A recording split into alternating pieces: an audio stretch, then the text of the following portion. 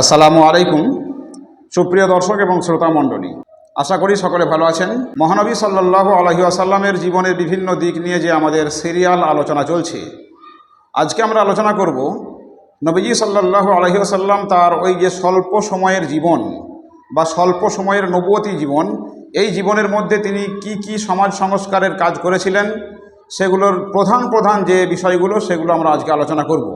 সর্বপ্রথম আমাদের মনে রাখতে হবে যে মানুষটি জন্মের আগেই তার পিতাকে হারালেন এবং পিতার কবরের পাশে কাঁদতে কাঁদতে 6 বছর বয়সে মাও পরলোক গমন করলেন। তার 2 বছর পরে যে সন্তানটি দাদুকেও হারালেন এবং অভিভাবকহীন হয়ে পড়লেন প্রায়, সেই মানুষটি একটা বাঁধনহারা বা অভিভাবকহীনভাবে জীবন গঠনের পর 40 বছর বয়সে নবুয়তির সুসংবাদ পেয়ে মাত্র 23 বছরের জিন্দেগিতে পাপ পঙ্কিলতায় পূর্ণ আরব ভূমিতে অশিক্ষার অন্ধকার যেখানে একেবারে নিমজ্জিত, সেই জায়গাতে সভ্যতার এক নবজাগরণ আনিয়ে দিলেন মাত্র 23 বছরের জীবনে এবং শেষমেশ তিনি গঠন করলেন এক সুন্দর সমাজ ব্যবস্থা এবং রাষ্ট্র ব্যবস্থা। তার ওই যে 23 বছরের বৈপ্লবিক জীবন, সেই বৈপ্লবিক জীবনের ফলশ্রুতি হিসাবে বর্তমান বিশ্বে 650 কোটি মানুষের মধ্যে 200 কোটির থেকেও বেশি তার ফলোয়ার্স, তার অনুসারী। সেই জন্য ফরাসি ঐতিহাসিক লি বোন তিনি এক জায়গাতে বলেছেন, আমরা যদি কোনো মানুষকে মূল্যায়ন করি তার গ্রেট অ্যাচিভমেন্ট দ্বারা, তাহলে বলতে পারি মুহাম্মদ সাল্লাল্লাহু আলাইহি ওয়াসাল্লাম ছিলেন ইতিহাসের সর্বকালের সেরা ব্যক্তি। অর্থাৎ এত অল্প সময়ে এত বড় অ্যাচিভমেন্ট, এত বড় সমাজের পরিবর্তন, এত অনুগামী, এত অনুসারী রেখে যাওয়া পৃথিবীর আর কারো ক্ষেত্রে কিন্তু দেখা যাবে না। চলুন আমরা সেই মানুষটি ওই রকমভাবে পাপ পঙ্কিলতায় পূর্ণ, অসামাজিকতায় পরিপূর্ণ, নানান রকম অমানবিক কাজের সঙ্গে যুক্ত আরব ভূমিতে কিভাবে পরিবর্তন নিয়ে এসে সভ্যতার চরম শিখরে পৌঁছে দিলেন ওই মানুষগুলোকে, তারই গুটিকতক নিদর্শন আমি আপনাদের সামনে তুলে ধরছি। প্রথমত তিনি তৌহিদি আদর্শে সমাজ পত্তন করলেন। তৎকালীন সময়ে মানুষ বিভিন্নভাবে বিচ্ছিন্ন ছিল, বিভিন্ন জন বিভিন্ন ধর্মমতের বিশ্বাসী ছিলেন, কেউ অগ্নিপূজক ছিলেন, কেউ বা ত্রিশ্বরবাদী ছিলেন, কেউ বা কাবা ঘরে মূর্তি রেখে পুজো করতেন। এই সমস্ত বিষয়গুলোতে মানুষ দ্বিধা বিভক্ত ছিল এবং বছরে 365 দিনই কোনো না কোনো সম্প্রদায়ের আচার অনুষ্ঠান, এই ধরনের রীতিনীতি এগুলো চলতেই থাকতো। সেই জায়গাতে তিনি মানুষগুলোকে একত্রিত করলেন এবং তৌহিদি অর্থাৎ একত্ববাদের শিক্ষা দিয়ে তিনি সকলকে এক ছাতার তলায় নিয়ে আসার চেষ্টা করলেন এবং অনেক ক্ষেত্রে সফল হলেন।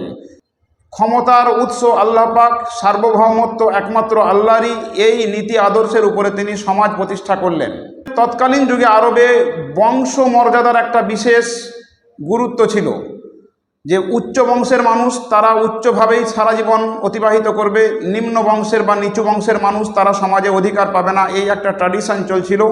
সেই প্রথাকে ভেঙে তিনি মানবতার ভিত্তিতে সমাজ গঠন করলেন, যে মানবতাবাদী যে বেশি হতে পারবে, যার মধ্যে আল্লাহর ভয় বেশি থাকবে, যে যত অন্যায় কাজের সঙ্গে কম যুক্ত থাকবে, সেই তত সমাজের মধ্যে গণ্যমান্য বা সম্মানীয় ব্যক্তি হবে। এই ভিত্তিতে তিনি কিন্তু সমাজ ব্যবস্থা প্রচলন করলেন এবং ঘোষণা দিলেন সকল মানুষ তারা সমান সমান, কারো ক্ষেত্রে কোনো ভেদাভেদ নেই। অতএব যে যত আল্লাহ ভীরু হবে, যার মধ্যে যত সততা, যার মধ্যে যত বিশ্বাসযোগ্যতা, এই ধরনের গুণ পাওয়া যাবে, সেই তত মর্যাদার অধিকারী, এই ঘোষণা তিনি দিলেন। আর কি করলেন তিনি? দাস প্রথার বিলোপ ঘটালেন। তৎকালীন সময়ে আরবে মানুষ কেনাবেচা হতো বা সারা বিশ্বেই কিন্তু মানুষ কেনাবেচার একটা প্রচলন ছিল, আমরা জানি দাস প্রথা। ইতিহাসের প্রথম ব্যক্তি হযরত মুহাম্মদ সাল্লাল্লাহু আলাইহি সাল্লাম তিনি কি করলেন?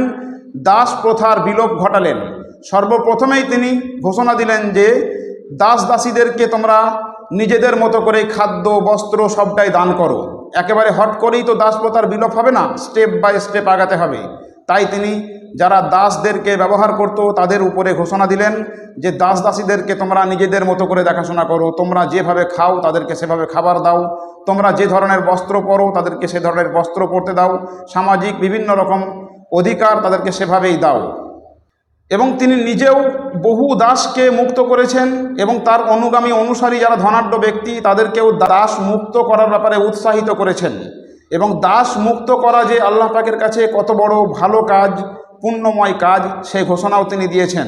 তাই তিনি হজরত বেলাল রাদিয়াল্লাহু আনহু, তিনি দাস ছিলেন, তাকে মুক্ত করে ইসলামের প্রথম মুয়াজ্জিনের মতো সম্মানজনক কাজে তাকে নিয়োগ দিলেন। জায়েদ রাদিয়াল্লাহু আনহু, তিনিও দাস ছিলেন, তাকে মুক্ত করে তিনি সেনা প্রধানের মতো উচ্চ পদে তাকে আসীন করলেন। অর্থাৎ দাসদের শুধু মুক্তই করলেন না, বরং দাসদের যে মর্যাদাটা তার যোগ্যতা অনুযায়ী প্রাপ্য, সেটাও নবীজি সাল্লাল্লাহু আলাইহি সাল্লাম বুঝিয়ে দিলেন। সমাজে নারীদের মর্যাদাকে তিনি প্রতিষ্ঠা করলেন, কারণ তৎকালীন সমাজে নারীদের কোনো মর্যাদা থাকেনি, তারা ভোগ বিলাসের পাত্রী ছিল মাত্র। নবীজি সাল্লাল্লাহু আলাইহি সাল্লাম নারীদেরকে তার পৈতৃক সম্পত্তিতে মালিকানা দিলেন, সেই সঙ্গে ঘোষণা দিলেন যে নারী সন্তান বা কন্যা সন্তান হলে যে তাকে জীবন্ত প্রথিত করে দেওয়া বা হত্যা করে দেওয়ার যে আরবিয়ান প্রথা ছিল, সেইগুলোকে তিনি নির্মম এবং অত্যন্ত নক্কারজনক কাজ বলে, গুনাহের কাজ বলে অভিহিত করলেন এবং সেগুলোকে বন্ধ করলেন। এবং এই ধরনের ঘোষণা দিলেন যে মায়ের পায়ের তলায় সন্তানের জন্য জান্নাত, অতএব প্রত্যেক নারী কোনো না কোনো সন্তানের মা। অতএব এইভাবে নারীদেরকে মর্যাদা দিলেন। আর কি করলেন? সংঘাত মুক্ত সমাজ প্রতিষ্ঠা করলেন। আরবে তৎকালীন সময়ে সংঘাত নিত্য নৈমিত্তিক ব্যাপার ছিল। সামান্য সামান্য বা তুচ্ছ কারণেই কিন্তু এক গোত্রের সঙ্গে অন্য গোত্রের যুদ্ধ, সংঘাত, মারামারি, হানাহানি এগুলো লেগে যেত। এমনকি উটের পানি পান করবে, কার উট আগে পানি পান করবে, এই নিয়েই তাদের যুদ্ধ শুরু হয়ে যেত এবং সেই যুদ্ধ বংশ পরম্পরা চলত। তিনি এই সমস্ত সংঘাতগুলোকে নিরসন করলেন, সংঘাতগুলোকে বন্ধ করলেন। রক্তপাত, অন্যায়ভাবে এগুলোকে নিষিদ্ধ করলেন। মানুষকে রক্তপাতহীন সমাজ গঠনের দিকে আহ্বান জানালেন এবং মানুষ আস্তে আস্তে রক্তপাত থেকে বিরত হলো। আর কি করলেন? মদ্যপানকে রহিত করলেন। আমরা জানি বর্তমান সময়েতেও মদ একটা ব্যাধি। তো মদ্যপান তখন ব্যাপক হারে প্রচলিত ছিল। যার বাড়িতে যত বেশি পুরাতন মদ থাকতো, সে তত নিজেকে সম্ভ্রান্ত মনে করত। যে যত বেশি মদ খেতে পারতো, সে তত নিজেকে সমাজে সম্ভ্রান্ত মনে করত। তো এই মদ্যপানের ফলে সমাজে একটা চরম অরাজকতা, বিশৃঙ্খলা বা একটা বাজে পরিস্থিতি তৈরি হতো। তিনি দেখলেন যে এই মদই সমাজ নষ্টের মূল, তাই তিনি মদকে নিষিদ্ধ ঘোষণা করলেন, মদ্যপানের বিলোপ ঘটালেন। এমনকি মদ্যপান নিষিদ্ধ হয়ে যাওয়ার ঘোষণার পর মদিনার অলিতে গলিতে নাকি মদ এত পরিমাণে ঢালা হয়েছিল যে রাস্তাগুলো পর্যন্ত কর্দমাক্ত হয়ে গিয়েছিল, এরকম বর্ণনাও পাওয়া যায়। আর কি করলেন? জুয়া নিষিদ্ধ করলেন। মদের পরই আর একটা ভয়ঙ্কর সর্বনাশা, একটা ব্যাধি সমাজের, সেটা হচ্ছে জুয়া। আমাদের সমাজেও বর্তমানে জুয়ার নানান রকম ভার্সান বেরিয়ে গেছে। তো এই জুয়া এত ব্যাপক হারে প্রচলিত ছিল যে জুয়া খেলে হেরে গিয়ে তারা তাদের স্থাবর অস্থাবর সম্পত্তি, এমনকি নিজের স্ত্রীকে পর্যন্ত বিক্রি করেছে, সন্তানকে পর্যন্ত বিক্রি করে দিয়েছে, এরকম রেকর্ডও ছিল। তাই তিনি এরকম সর্বনাশা একটা ব্যাধিকে চিরতরে বন্ধ করার জন্য ফরমান জারি করলেন। জুয়া নামক এই ব্যাধি বা এই হারাম কাজ আর করা যাবে না। কুসিদ বা মহাজনী কারবার, আমরা জানি আগেকার যুগে মহাজনরা গরিব মানুষদেরকে চড়া সুদে টাকা ধার দিত এবং সেই সুদ মেটাতে মেটাতে গরিব মানুষ তারা নিঃশেষ হয়ে যেত। কুসিদ প্রথা বা মহাজনী প্রথা হলো এমন প্রথা যে গরিব ক্রমশ গরিব হতে থাকবে, বড়লোক ক্রমশ বড়লোক হতে থাকবে। তাই এরকম একটা ব্যবধান বাড়তেই থাকবে। তাই তিনি কুসিদ প্রথা বা মহাজনী প্রথাকে বন্ধ করলেন এবং কর্জে হাসানা প্রদান, যারা নিকট ব্যক্তি অর্থাৎ ধার দেওয়া, উত্তম ধার, এরকম ধরনের বিনা সুদে ধার দেওয়ার ব্যাপারে উৎসাহিত করলেন এবং সে কাজটা যে সওয়াবের কাজ, পুণ্যময় কাজ, এরকম ঘোষণা দিলেন। ফলে কুসিদ প্রথা বা মহাজনী প্রথাও কিন্তু অনেকটাই বন্ধ হয়ে গেল সে সময়ে। নিষ্ঠুরতার অবসান ঘটালেন তিনি। তৎকালীন সময়ে এমন নিষ্ঠুরতাপূর্ণ আচরণ মানুষ করত, যারা একটু ভোগবিলাসী, খামখেয়ালি এরকম মানুষ, তারা নারীদেরকে উটের পিছনে বা ঘোড়ার পিছনে বেঁধে দিত এবং সেই মহিলাকে টানতে টানতে ঘোড়া বা উট তারা দৌড়াতো এবং অসহায়ভাবে ওই মহিলা প্রাণত্যাগ করত এবং তারা দাঁড়িয়ে দাঁড়িয়ে মজা নিত। তো এই ধরনের নিষ্ঠুর প্রথাগুলোকে তিনি রহিত করলেন। জাকাতের বিধান চালু করলেন তিনি, অর্থনৈতিক বৈষম্য দূর করতে। যে ধনী এবং গরিবের মধ্যে যে ব্যবধান, এই ব্যবধান সমাজকে নষ্ট করে, সমাজের মধ্যে কলহ, সমাজের মধ্যে চুরি, সমাজের মধ্যে নানান রকম অপকর্মগুলোকে বাড়ায়। তাই তিনি ধনী এবং গরিবের মধ্যে ব্যবধান ঘোচানোর জন্য জাকাতের প্রচলন করলেন। অর্থাৎ বড়লোক তার সম্পদের কিছু অংশ গরিবদেরকে দান করবে প্রতি বছর। ফলে গরিবের অবস্থার আস্তে আস্তে উন্নতি ঘটবে, তারা আর গরিব থাকবে না, এই গরিব এবং ধনীর মধ্যে ব্যবধান কমতে থাকবে। তাই জাকাত ভিত্তিক অর্থনীতি তিনি প্রচলন করলেন এবং একটা সময় দেখা গেল যেখানে ধনী গরিবের বিশাল ব্যবধান ছিল আরবেতে, কিছু বছর পরই আর দেখা গেল যে জাকাত দেওয়ার লোক পাওয়া গেল কিন্তু আর জাকাত নেওয়ার লোক পাওয়া যায় না, অর্থাৎ গরিব আস্তে আস্তে হটে গেল, এরকম একটা পরিস্থিতি তৈরি হয়ে গেল। আইনের শাসন প্রতিষ্ঠা করলেন তিনি।